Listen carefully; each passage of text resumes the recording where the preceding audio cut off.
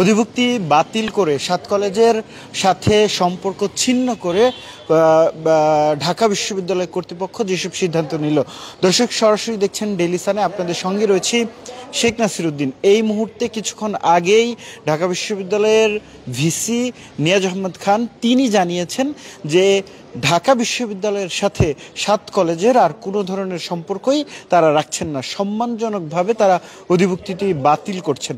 এবং সেই সাথে তারা বলছেন যে 7 কলেজের যারা শিক্ষার্থী রয়েছেন এবং সামনের যে সেশন রয়েছে, যারা আসলে নতুন করে 7 কলেজে ভর্তি হবেন, সেই সেশনে কিন্তু শিক্ষার্থী যারা ভর্তি হবেন তারা কিন্তু তাদের ভর্তি প্রক্রিয়ায় ঢাকা বিশ্ববিদ্যালয়ে কোনো ধরনের হস্তক্ষেপ করবে না, অর্থাৎ তারা কিন্তু স্বতন্ত্রভাবেই ভর্তি হচ্ছেন। এবং তাহলে কে নিচ্ছেন এই 7 কলেজের সিদ্ধান্ত? তার মানে সংস্কার কমিশনই এই 7 কলেজের সিদ্ধান্ত নিতে যাচ্ছেন। আমি একটু আপনাদেরকে যদি জানিয়ে রাখি যে 7 কলেজের বিষয়ে যে সিদ্ধান্ত, আজকে কিছুক্ষণ আগেই এই সিদ্ধান্ত হয়।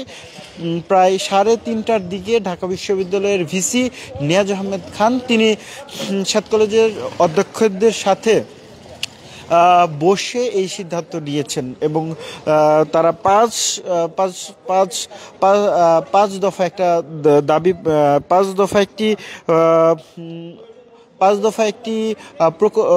একটি বাস্তবায়ন করছেন। এবং তারা বলছিলেন যে ঢাকা বিশ্ববিদ্যালয় প্রশাসন অধিভুক্ত তাদের যে ঢাকা বিশ্ববিদ্যালয়ের যে কার্যক্রম সেটি, অর্থাৎ ঢাকা বিশ্ববিদ্যালয়ের সাথে অধিভুক্ত 7 কলেজের যে সম্মানজনক পৃথকীকরণ সেটি হচ্ছে, এবং সেই সাথে অধিভুক্ত 7 কলেজের শিক্ষার্থীদের ভর্তি কার্যক্রম পরিচালনা সংক্রান্ত পূর্ববর্তী সিদ্ধান্ত 1 বছর এগিয়ে এনে এবছর থেকে, অর্থাৎ 24 এবং 25 যে সেশন রয়েছে সেই সেশনের শিক্ষার্থীদের যে ভর্তি প্রক্রিয়া, সেই সিদ্ধান্তের ব্যাপারে কিন্তু তারা আর কোনো কাজ করবে না। এবং ঠিক সেই সাথে আরও একটি সিদ্ধান্তের কথা জানিয়েছেন, 5টি সিদ্ধান্ত নিয়েছেন তারা।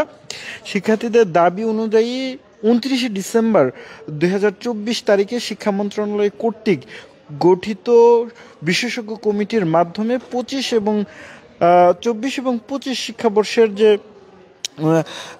থেকে পরবর্তী শিক্ষাবর্ষের কার্যক্রম পরিচালনা করার সভায় সুপারিশ করা হয়। এছাড়া 24 এবং 25 শিক্ষাবর্ষ থেকে শিক্ষার্থীদের দাবি অনুযায়ী আসন সংখ্যা ও ভর্তি ফি নির্ধারণ সহ যাবতীয় বিষয়ে মন্ত্রণালয় কর্তৃক বিশেষজ্ঞ কমিটি নির্ধারণ করবে, এমনটাই জানানো হয়েছে। আপনাদেরকে যদি জানাই যে ঢাকা বিশ্ববিদ্যালয়ের সিনেট ভবনের ঠিক পাশে প্রশাসনিক ভবনে ঢাকা বিশ্ববিদ্যালয়ের ভিসি নিয়াজ আহমদ খান তিনি 5টি সিদ্ধান্ত নিয়েছেন এবং সেই সিদ্ধান্তগুলোই জানানোর চেষ্টা করছিলাম আপনাদেরকে। এবং সেই সাথে যেসব শিক্ষার্থী বর্তমানে চলমান থাকবে, তাদের যে শিক্ষা কার্যক্রমের অধীনে রয়েছে, তাদের ক্ষেত্রে বিশ্ববিদ্যালয় প্রশাসন দায়িত্বশীল থাকবে যাতে করে শিক্ষা জীবন কোনোভাবে বাধাগ্রস্ত না হয়।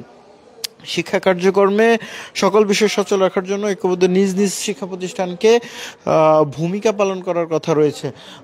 দর্শক, যেমনটা আসলে বলছিলাম যে ঢাকা বিশ্ববিদ্যালয়ে এবং 7 কলেজের বিষয়ে আজকে বলা চলে যে এক প্রকার চূড়ান্ত সিদ্ধান্ত হয়েছে। তারা সম্মানজনকভাবে পৃথকীকরণ করছেন এই 7 কলেজকে, এবং সেই সাথে 24 এবং 25 শিক্ষাবর্ষ থেকেই যারা আসলে 7 কলেজে ভর্তি হবেন তারা স্বতন্ত্রভাবে এই ভর্তি পরীক্ষা করবেন। এবং সেই সাথে তাহলে 7 কলেজের যে পরিস্থিতি এবং 7 কলেজের দায়িত্ব সব কিছু, একেবারে ভর্তি প্রক্রিয়া থেকে শুরু করে 7 কলেজের যে ভর্তি ফি, পরীক্ষার ফি, সকল বিষয়েই আসলেই শিক্ষা মন্ত্রণালয় কর্তৃক যে সংস্কার কমিশন গঠন করা হয়েছে, সেই কমিশনই এই দায়িত্ব পালন করবেন।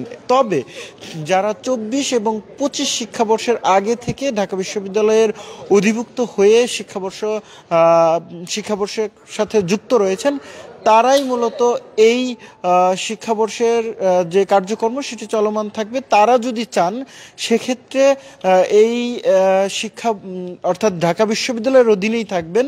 তবে কিন্তু তারা যদি না চান সেক্ষেত্রে তারা স্বতন্ত্রভাবে এই সংস্কার কমিশনের অধীনে চলে যেতে পারবেন। দর্শক, জানিয়ে দিচ্ছিলাম ঢাকা বিশ্ববিদ্যালয়ের প্রশাসন যে সিদ্ধান্ত নিল 7 কলেজের বিষয়ে।